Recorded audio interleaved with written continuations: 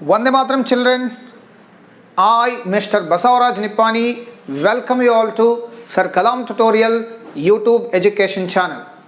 Dear guys, as you all know, in my previous videos, we have started the discussion of chapter number 1st of Democratic Politics 1st, Standard 9th, that is what is democracy and why democracy. In part 1st, we have studied what are the important definitions of democracy, and we have also learnt the meaning of democracy in part 1st. And in part 2nd, we have started the discussion of important features of democracy, in which we have already discussed about the first major feature of democracy, that is major decisions by elected leaders. Major decisions by elected leaders. So in today's class, let me start one more important feature of democracy, that is the second main feature of democracy, free and fair electoral competition. Free and fair electoral competition. So today we shall discuss about the second major feature of democracy through two different stories of China and Mexico. So let me begin the story of China. In China, elections were held regularly after every 5 years for electing the country's parliament, called Quangwu Renmin Daibiao Daivi. Let me repeat it once again for your better understanding and better pronunciation. So in China, elections were regularly held after every 5 years for electing the country's parliament, called Quangwu Renmin Daibiao Daivi. So this has the power to appoint the president of the country. This National People's Congress, this is also known as National People's Congress, which has the power to appoint the president of the country. This has nearly 3,000 members who are elected from the people all over from China. This is the only political party, this is the only political authority which has nearly 3,000 members elected from all over China. And many of the other members are elected from army. Some of the members from this parliament are elected from army. And some of the other elected representatives elected from all the constituencies in China. So this is the only political party which can contest the election and which can win the election. And before contesting the election, candidates need to get the approval of Chinese Communist Party. And the name of the only political party which can win the election in China, that is Chinese Communist Party. If any candidate needs to contest the election for any constituency, he or she should get the approval of Chinese Communist Party, and the only members of Chinese Communist Party and some of the other smaller political parties which are allied to Chinese Communist Party are allowed to contest the elections. I hope you are getting this point. There is only one single political party in China which can win the election, which has nearly 3,000 members for the country's parliament, that is Chinese Communist Party. And there are smaller parties also. There are some of the other smaller parties which are allied to Chinese Communist Party. If any candidate needs to contest the election, he or she should get the approval of Chinese Communist Party.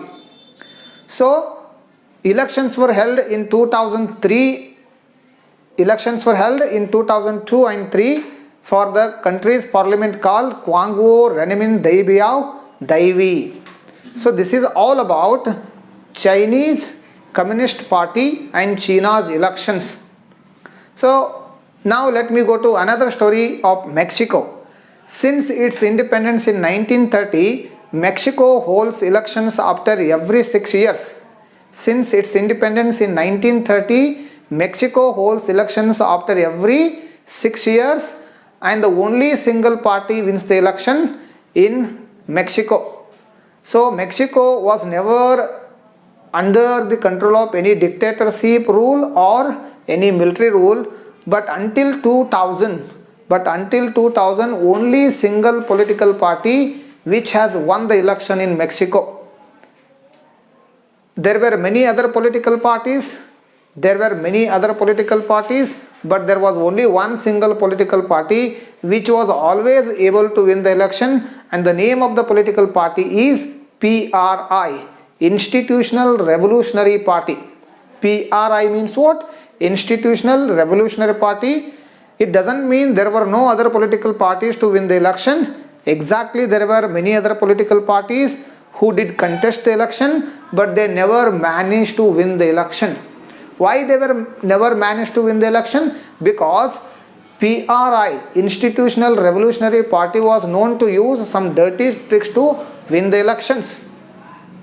PRI was known to, it was popularly known to win the elections by following and practicing some dirty tricks, such as all the government officials were ordered and commanded to attend the party's meetings.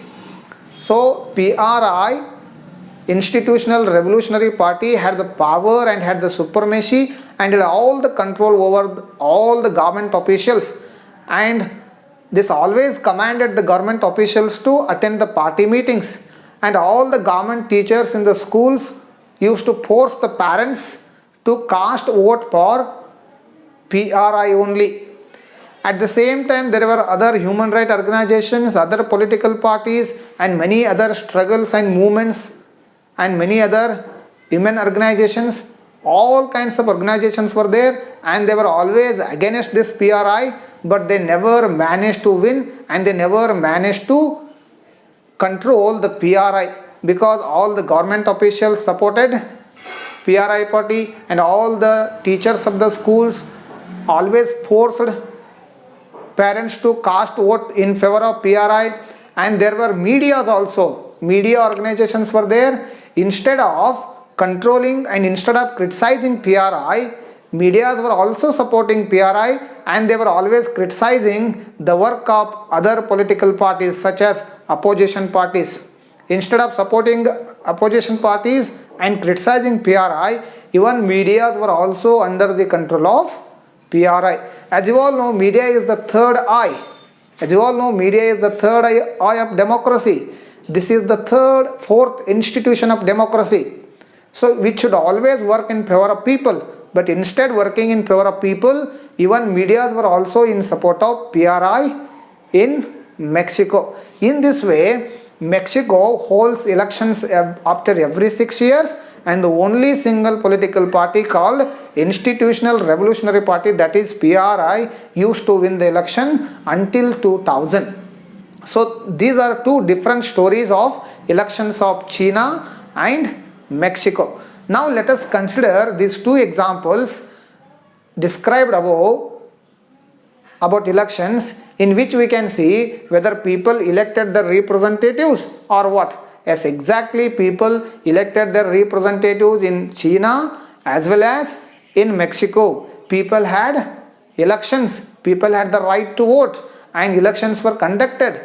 But now there is a big question in front of us, whether these elections are called democratic or non-democratic, whether these elections are free or fair or what. So this is, now we can discuss.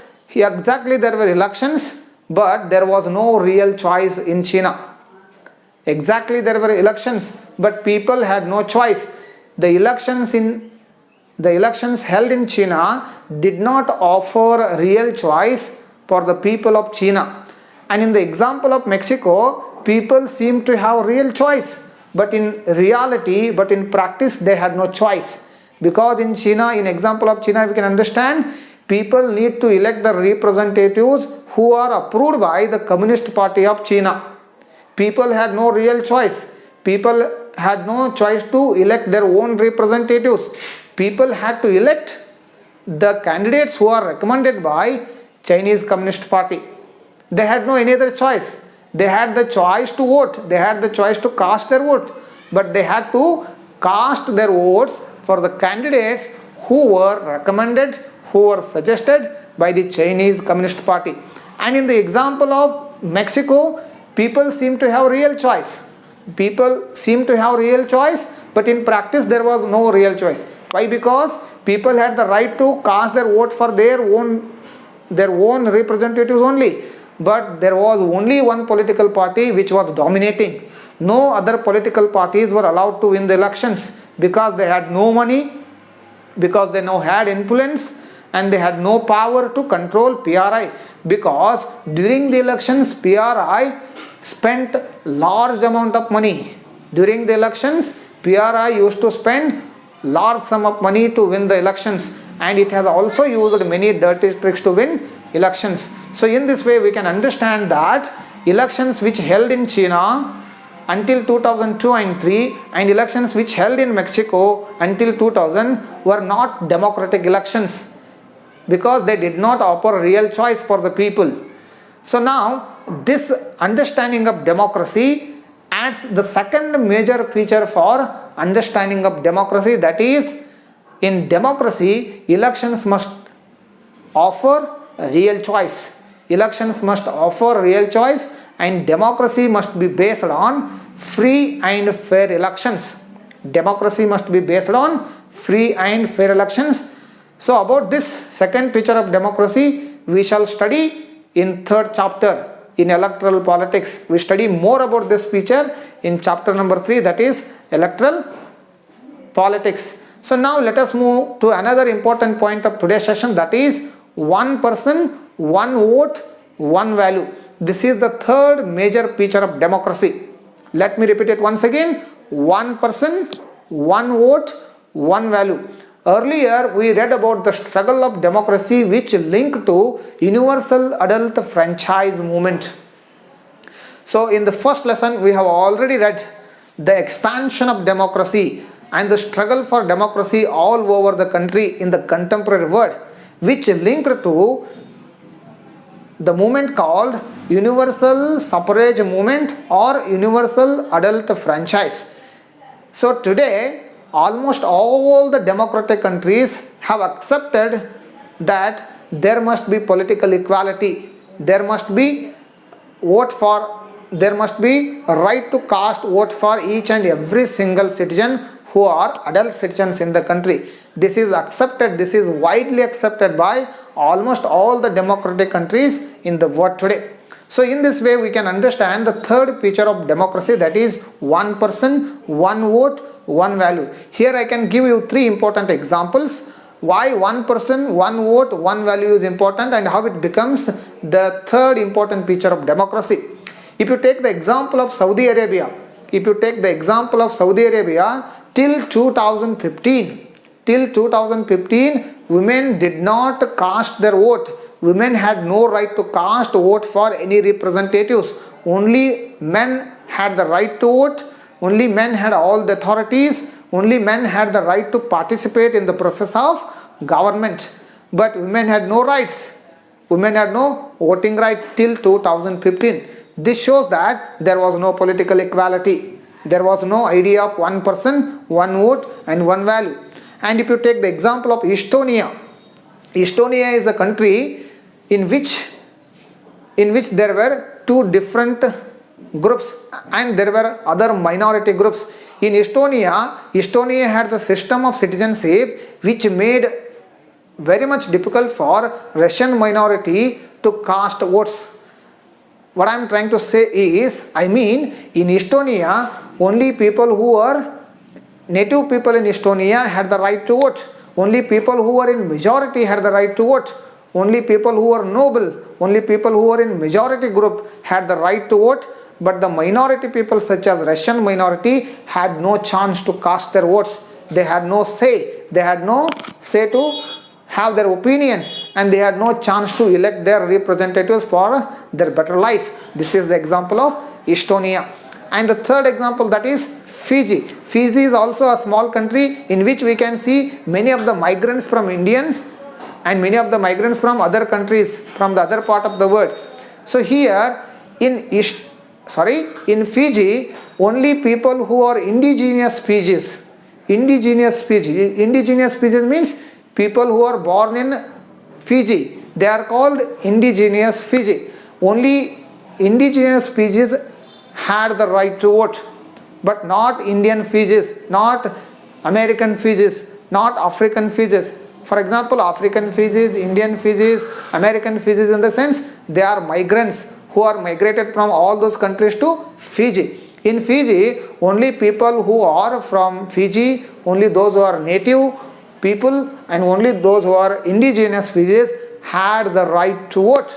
But no other people had the right to vote, to elect country's parliament, to elect representatives for the better government. So these are the three important examples in which we have understood that there was no political equality and there was no idea of one person, one vote, one value. So here democracy is based on one of the important fundamental principle, that is each and every single citizen who is adult citizen who are above 18 years according to Indian Constitution, they must get the right to vote. That is what shows that universal adult franchise or universal suffrage movement. So this is the main fundamental principle of democracy. So this adds the third feature for understanding of democracy, that is each person must have one vote and each vote must have one value. Means all the adult citizens of the country must have the right to vote and their vote must get a value. Why this concept is emerged, why this concept is introduced in democracy, one person, one vote, one value? Because in many other forms of government such as dictatorship, monarchy, theocracy and all the other kinds of governments also we can see elections are held.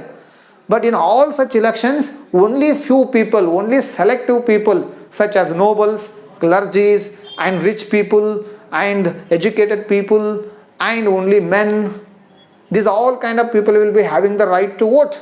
But women are denied from vote, minority people are denied from vote and people who belong to low class are denied from vote. That shows there is no political equality. So because to avoid this, because to give political equality, because to show democracy is based on political equality, this idea, this concept of one person, one vote, one value is introduced in democracy, which becomes the third major feature of democracy, that is one person, one vote, one value. In my next video, we shall discuss about one more important feature of democracy and we shall continue two more important points in my next video. Till then, take care. Goodbye.